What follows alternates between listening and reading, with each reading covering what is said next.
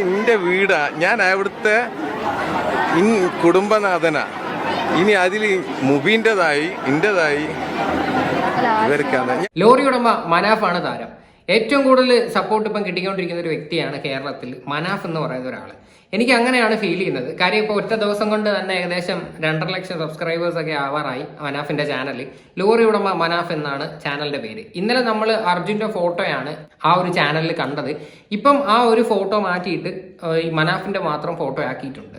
എന്തായാലും അർജുന്റെ photo remove ചെയ്തതിന്റെ പേരിൽ ഇനിയിപ്പം അത് വെച്ചിട്ട് വെറുതെ മുതലെടുക്കണ്ട എന്ന് തോന്നിയതിന്റെ പേരിലാവാം. വെറുതെ അങ്ങോട്ടും ഇങ്ങോട്ടും ഉള്ള ഒരു ചർച്ചകൾ അവോയ്ഡ് ചെയ്യാനും വേണ്ടിയിട്ടായിരിക്കാം മേ ബി ആ ഒരു ഫോട്ടോ മാറ്റിയത്. എന്തായാലും മനാഫിന്റെ ചാനൽ ഇപ്പോൾ ഏകദേശം 2.5 ലക്ഷം സബ്സ്ക്രൈബേഴ്സ് ആവാറായിട്ടുണ്ട്. ആ ഒരു ഇന്റർവ്യൂ വന്നതിന് ശേഷം മനാഫിന് തന്നെയാണ് ഏറ്റവും കൂടുതൽ സപ്പോർട്ട് കിട്ടിക്കൊണ്ടിരിക്കുന്നത്. ശരിക്കും പറഞ്ഞു കഴിഞ്ഞാൽ അർജുന്റെ ഫാമിലി കാണിച്ച ഏറ്റവും വലിയൊരു മണ്ടത്തരം പറയട്ടെ, ആ ഒരൊറ്റ ഇന്റർവ്യൂ ആണ്. അവർക്കത് അവോയ്ഡ് ചെയ്യാമായിരുന്നു. അവരത് എന്തിന്റെ പേരിലാണ് ചെയ്തതെന്ന് ഇതുവരെ ആർക്കും അറിയത്തില്ല. ചിലപ്പോൾ അവരെ വേറെ ആരെങ്കിലും പറഞ്ഞ് തെറ്റിദ്ധരിപ്പിച്ച് കാണും എന്നൊക്കെ ആൾക്കാർ പറയുന്നുണ്ട്. എന്ത് തന്നെ ആയാലും ആ ഒരു ഇന്റർവ്യൂ അവോയ്ഡ് ചെയ്യുന്നതായിരുന്നു ഏറ്റവും നല്ലത്. ഈ ഒരു വിഷയം വന്നതിന് ശേഷം ഒരുപാട് ആൾക്കാർ ഒരുപാട് അഭിപ്രായങ്ങളായിട്ട് വരുന്നുണ്ട്. ഞാൻ ഇന്ന് അഖിൽ മാരാറിന്റെ ഒരു പോസ്റ്റ് കണ്ടിട്ടുണ്ടായിരുന്നു ഫേസ്ബുക്കിൽ. ഞാനത് വായിച്ചു തരാം. യൂട്യൂബ് ചാനൽ തുടങ്ങിയത് എന്തായാലും ഒരു മഹാ അപരാധമായി കാണാൻ എനിക്ക് കഴിയില്ല. മറിച്ച് വേണ്ടപ്പെട്ടവരെ ഒരാഴ്ച കഴിയുമ്പോൾ മറക്കുന്ന മനുഷ്യർ ഉള്ള നാട്ടിൽ 72 ദിവസം ഒരാൾ മറ്റൊരാൾക്ക് വേണ്ടി മാറ്റിവെച്ചത് ചെറിയ കാര്യമല്ല. കുഴിയിൽ വീണ സുഭാഷിനെ നീ എടുത്തില്ലെങ്കിൽ ഞാൻ എടുക്കും എന്ന് പറഞ്ഞ കൂട്ടുകാരനെ കാണിച്ച ആത്മാർത്ഥത ഭാവിയിൽ സിനിമയാകും എന്ന ചിന്തയിലല്ല, ഉള്ളിൽ സത്യം സിനിമയായി സംഭവിച്ചതാണ്. മനാഫിന് ലഭിച്ച പ്രശസ്തി അറിഞ്ഞുകൊണ്ട് അയാൾ സൃഷ്ടിച്ചതല്ല, അയാളുടെ ആത്മാർത്ഥതയ്ക്ക് സ്വാഭാവികമായും സംഭവിച്ചതാണ്. ഇനി അർജുനെ വിറ്റ് കാശാക്കിയവരെ എതിർക്കണം എന്നാണ് ആഗ്രഹമെങ്കിൽ കേരളത്തിലെ എല്ലാ മാധ്യമങ്ങളെയും നിങ്ങൾ വിമർശിക്കണം. മനാഫിനെതിരെ നിരവധി പോസ്റ്റുകൾ ഞാൻ കണ്ടു. പക്ഷേ ഒരാൾ പോലും അയാൾ ചെയ്ത തെറ്റ് എന്താണെന്ന് വ്യക്തമാക്കുന്നില്ല. ചുരുക്കത്തിൽ കേരളം ഒരു ഭ്രാന്താലയമാണെന്ന് ലോകത്തോട് ഉറപ്പിക്കാൻ ഒരാളുടെ പേരും മതവും നോക്കി അനുകൂലവും പ്രതികൂലവുമായ പ്രതികരണങ്ങൾ വരുന്നത് അപകടകരമായ കാഴ്ചയാണ്.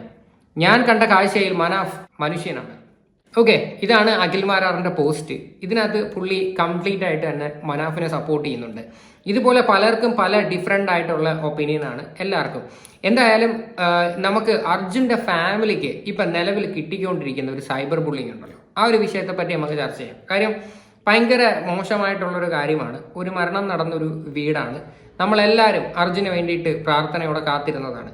പക്ഷെ അർജുന്റെ ഫാമിലിയെ പോയി സൈബർ ബുള്ളിങ് ചെയ്യുന്നതിനകത്തോട്ട് എനിക്ക് പേഴ്സണലി അത് ഒരിക്കലും യോജിക്കാൻ പറ്റുന്നില്ല. ഏറ്റവും കൂടുതൽ ഇപ്പൊ സൈബർ ബുള്ളിങ് അവിടെ നേരിട്ടുകൊണ്ടിരിക്കുന്ന ഒരു വ്യക്തി അളിയനാണ്. അളിയൻ ഈ വീട്ടിൽ മേലാൽ അൽവ വാങ്ങിച്ചോട്ട് വരരുത്. അളിയാ, അളിയൻ ഇനി ഈ വീട്ടിൽ അലുവയും കൊണ്ട് വരരുത്. ഞങ്ങൾ പ്രേക്ഷകർക്ക് അതേ പറയാനുള്ളൂ. അലുവ കൊണ്ടുവരരുത് എന്നൊക്കെയുള്ള രീതിയിലാണ് ആൾക്കാർ ഇപ്പം വന്നിരുന്ന് സംസാരിക്കുന്നത്.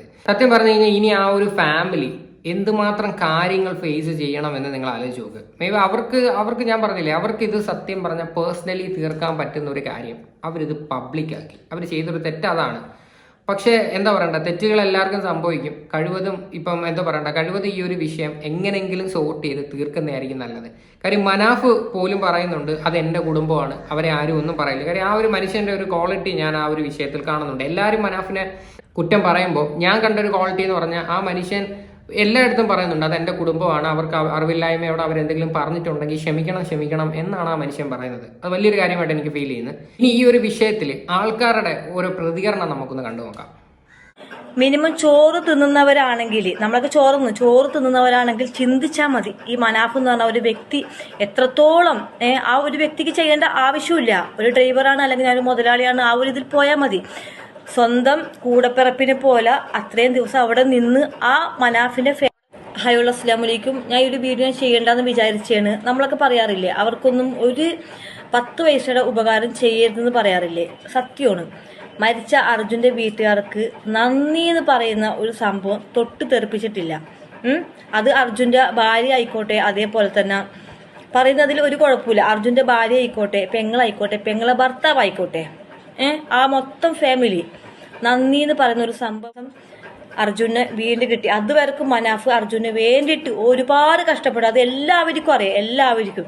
പക്ഷെ നന്ദി എന്ന് പറയുന്നത് ഈ അർജുന്റെ വീട്ടുകാർക്ക് ഒട്ടും തന്നെ ഇല്ലാതായിപ്പോയി. ഒരു പണത്തോളം നന്ദി എന്ന് പറയുന്ന സംഭവം ഇല്ലാതായിപ്പോയി.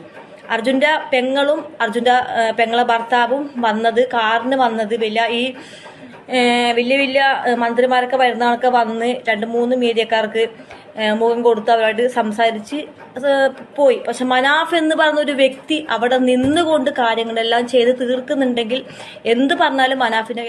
പിന്നെ അർജുൻ മരിച്ചതിന് ശേഷം അർജുൻ്റെ മകനെ കാണാൻ വേണ്ടി, അതുപോലെ തന്നെ അർജുൻ്റെ വീട്ടുകാരെ കാണാൻ വേണ്ടിയിട്ട് കലയിൽ തങ്ങൾ അവിടെ പോയിട്ടുണ്ടായിരുന്നു. മകനെ കണ്ട് മകനെ മടിയിൽ വെച്ച് കുറച്ച് സംസാരിക്കുകയൊക്കെ ചെയ്യുന്നു മകനോട്. ആ സമയത്ത് ഏതൊരു ആളും ചെയ്യേണ്ടത് ആ തങ്ങൾ ചെയ്ത് പോക്കറ്റിൽ എടുത്തിട്ട് ആ കൊച്ചിനെ കയ്യിലേക്ക് വെച്ചു കൊടുത്തു. ഇപ്പോൾ എവിടെയെങ്കിലുമൊക്കെ നമ്മളിപ്പോൾ എവിടെയെങ്കിലുമൊക്കെ വീട്ടിലേക്ക് പോയെങ്കിൽ നമ്മളെ കയ്യിൽ എന്തെങ്കിലും കൊണ്ട് കുഞ്ഞു മക്കൾക്ക് കൊടുക്കും.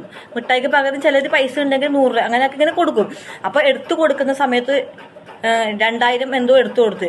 അപ്പം അതുവരെ ഈ പറയുന്ന അർജുൻ്റെ വൈഫ് പറയണത് അതൊക്കെ പബ്ലിസിറ്റിക്ക് അതൊക്കെ ഒരു നാണക്കേട് ആണെങ്കിൽ ഒരു സർക്കാർ ജോലി എന്തിന് നിങ്ങൾ വാങ്ങിച്ചു? എല്ലാവരും ഇപ്പം പറയുന്ന ഒരു കാര്യമാണ്, എന്തിന് നിങ്ങൾ സർക്കാർ ജോലി വാങ്ങിച്ചു, ആ ജോലി നിങ്ങൾ തിരിച്ചു കൊടുക്കണം. അത് മാത്രവുമല്ല 5 ലക്ഷം രൂപ കർണാടക ഗവൺമെന്റ് ഹെൽപ്പ് ചെയ്ത് അത് തിരിച്ചു കൊടുക്കണം. ഇപ്പം മുഖ്യമന്ത്രി 7 ലക്ഷം രൂപ അർജുൻ്റെ ഫാമിലിക്ക് കൊടുക്കാമെന്ന് പറഞ്ഞിട്ടുണ്ട്. ഇതൊക്കെ എന്തിനു കൊടുക്കണം എന്നാണ് ആൾക്കാരുടെ ചോദ്യം. എന്തുവാടെ ഇവിടെ നടക്കുന്നത്? നിങ്ങൾക്കൊക്കെ ഒരു എന്ത് പറയണ്ട, നിങ്ങൾക്കൊക്കെ ഒരു മര്യാദ ഉണ്ടെങ്കിൽ കഴിവതും ഇങ്ങനൊന്നും പറയാതിരിക്കുക. അർജുൻ്റെ വൈഫൊക്കെ എന്ത് തെറ്റ് ചെയ്തിട്ടാണ് അർജുൻ്റെ വൈഫിനെയൊക്കെ വന്ന് കുറ്റം പറയുമെന്ന് പറയുന്നത് വളരെ മോശമായിട്ടാണ് എനിക്ക് ഫീൽ ചെയ്യുന്നത്. എന്തിനാണ് അർജുൻ്റെ വൈഫിനെയൊക്കെ കുറ്റം പറയുന്നത്? കാര്യം അവരുടെ ഭർത്താവാണ് മരിച്ചത്. അത് നിങ്ങൾ ആലോചിക്കുക. ഇവിടെ വേറെ കാര്യങ്ങളല്ല ഇവിടുത്തെ ഈ പറയുന്ന മനാഫിൻ്റെ യൂട്യൂബ് ചാനലോ കാര്യങ്ങളോ മനാഫിനെ വാഴ്ത്തി അതല്ല വലുത്. അർജുൻ്റെ ഭാര്യയൊക്കെ കുറ്റം പറയുമെന്ന് പറയുന്നതെന്ന് പറഞ്ഞാൽ ഭയങ്കര മോശമാണ്. കാര്യം ആ സ്ത്രീ എന്തെല്ലാം മാനസികാവസ്ഥയിലുള്ളതായിരിക്കും ഇപ്പം കടന്നു പോകുന്നത്. അപ്പോൾ ഇങ്ങനൊന്നും വന്ന് സംസാരിക്കരുത്. നാളെ അവരുടെ ഫാമിലിക്ക് വേറെ എന്തെങ്കിലും രീതിയിൽ ഈ സൈബർ ബുള്ളിങ് കാരണം ബുദ്ധിമുട്ടുണ്ടായി കഴിഞ്ഞാൽ നമ്മളെല്ലാവരും ഉത്തരവാദികളാണ്. അത് നിങ്ങൾ ആലോചിക്കുക. ഈ പറഞ്ഞുകൊണ്ടിരിക്കുന്ന ആൾക്കാരെല്ലാവരും ഉത്തരവാദികളാണ്. ഇതിനകത്ത് അഖിൽമാരാറിട്ട പോസ്റ്റിനകത്ത് തന്നെ വ്യക്തമാണ്, ഈ അർജുനെ വെച്ച് കാശ് ഉണ്ടാക്കുവാണെങ്കിൽ എല്ലാ മീഡിയസുകാരും പറയണമെന്ന് പറഞ്ഞ്. കറക്റ്റ് അല്ലേ? എല്ലാ മീഡിയസുകാരുമാണ് ഈ ഒരു സാധനം കൂട്ടിക്കോശിച്ച് അവർ വെച്ച് മുതലെടുക്കുവാണ്. അത് മനസ്സിലാക്കാനുള്ള കോമൺ സെൻസ് ആൾക്കാരൊക്കെ ഇല്ലാതായിപ്പോയി. എന്തായാലും മനാഫിനെ ഞാൻ പൂർണ്ണമായിട്ടും തെറ്റു പറയുന്നില്ല. മനാഫ് ചെയ്ത കാര്യങ്ങൾ കുറേ നല്ല കാര്യങ്ങൾ പുള്ളിക്കാരൻ ചെയ്യുന്നുണ്ട്. പുള്ളിക്കാരൻ നല്ല ക്വാളിറ്റി ഉള്ള ഒരു മനുഷ്യനായിട്ട് എനിക്ക് ഫീൽ ചെയ്യുന്നുണ്ട്. പുള്ളിക്കാരൻ ഒരു യൂട്യൂബ് ചാനൽ തുടങ്ങിയെന്നും പറഞ്ഞിട്ട് എന്തോ ലോകത്തെ ഏറ്റവും വലിയ തെറ്റൊന്നും അല്ലത്. അയാൾ തുടങ്ങിയത് അയാളെ ഇഷ്ടം, അയാളെ തുടങ്ങിയെന്ന് പറഞ്ഞിട്ട് ഇപ്പം അയാളെ നമുക്ക് കംപ്ലീറ്റ് ആയിട്ട് അയാളെ നമുക്ക് കുറ്റം പറയാൻ പറ്റുമോ? ഒരിക്കലും പറ്റത്തില്ല. പക്ഷെ എന്നും പറഞ്ഞിട്ട് ഈ അർജുൻ്റെ ഫാമിലിയോടെ ഇങ്ങനെയൊക്കെയുള്ള രീതിയിൽ റിയാക്ട് ചെയ്യാതിരിക്കുക. നിങ്ങൾക്കൊക്കെ മാനസികമായിട്ട് വിഷമം ഉണ്ടായിരിക്കും, പക്ഷെ ഇങ്ങനെ റിയാക്ട് ചെയ്യണത് അത്ര ശരിയുള്ളൊരു പരിപാടിയല്ല. മനാഫിൻ്റെ ഇന്റർവ്യൂ ഒന്ന് കണ്ടു നോക്കാം. കുറച്ച് മുന്നേ പുള്ളിക്കാരൻ എന്തോ സ്വീകരണമൊക്കെ ഉണ്ടായിരുന്നു. അപ്പോൾ അവിടെ വന്നപ്പോൾ ഉള്ളൊരു ഇന്റർവ്യൂ ആണ്, ഒന്ന് കണ്ടു നോക്കാം. എൻ്റെ വീടാ, ഞാൻ അവിടുത്തെ കുടുംബനാഥനാ. ഇനി അതിൽ മുബീൻ്റെതായി എൻ്റെതായി ഇവർക്കാണ് ഞാനൊരു മനുഷ്യത്വപരമായിട്ടുള്ള ഒരു പെരുമാറ്റമല്ലേ പെരുമാറിയത്. ലോറി ഉടമ എൻ്റെ അനിയൻ തന്നെയാണ്, അത് RC ഓണർ. എൻ്റെ വീട്ടിലെ എല്ലാ വാഹനങ്ങളും അവൻ്റെ പേരിലാണ്. വാഹനപ്രാന്തനാണ്. ഞാൻ എല്ലാ സ്ഥലത്തും പറയണതാണ്.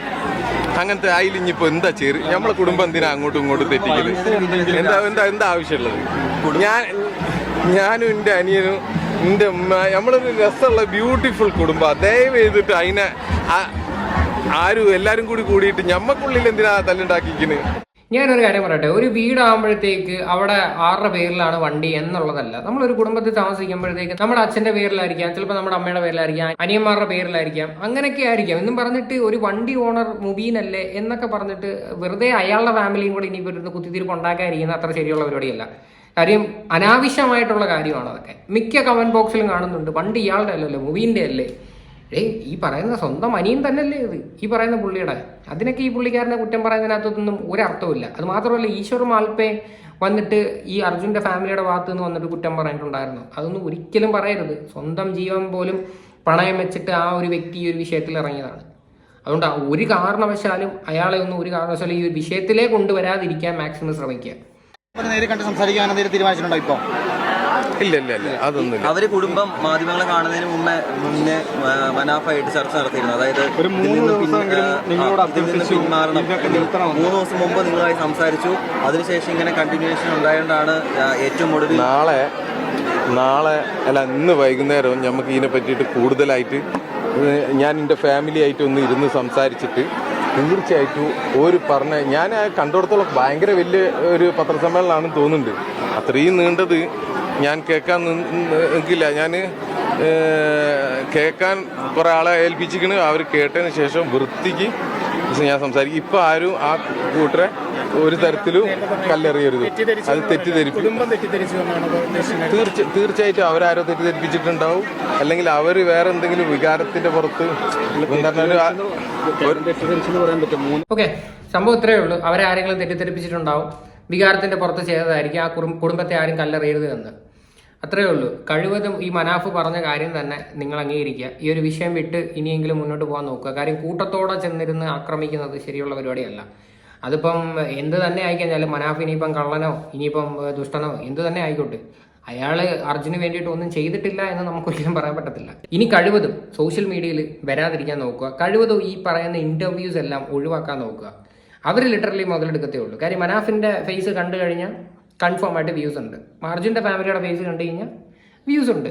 അവരത് വെച്ചിട്ട് മാക്സിമം മുതലെടുക്കാനായിട്ട് ശ്രമിക്കും. അതുകൊണ്ട് ഈ ഒരു വിഷയത്തിൽ നിന്ന് മാക്സിമം ഒഴിഞ്ഞു മാറുന്നതായിരിക്കും എന്തുകൊണ്ടും നല്ലത്. എന്തായാലും ഈ ഒരു വിഷയത്തെ പറ്റിയിട്ട് നിങ്ങളുടെ എല്ലാവരുടെയും അഭിപ്രായങ്ങൾ എന്താണെന്ന് വെച്ചാൽ നിങ്ങൾ തീർച്ചയായിട്ടും കമൻറ്റ് ചെയ്യും.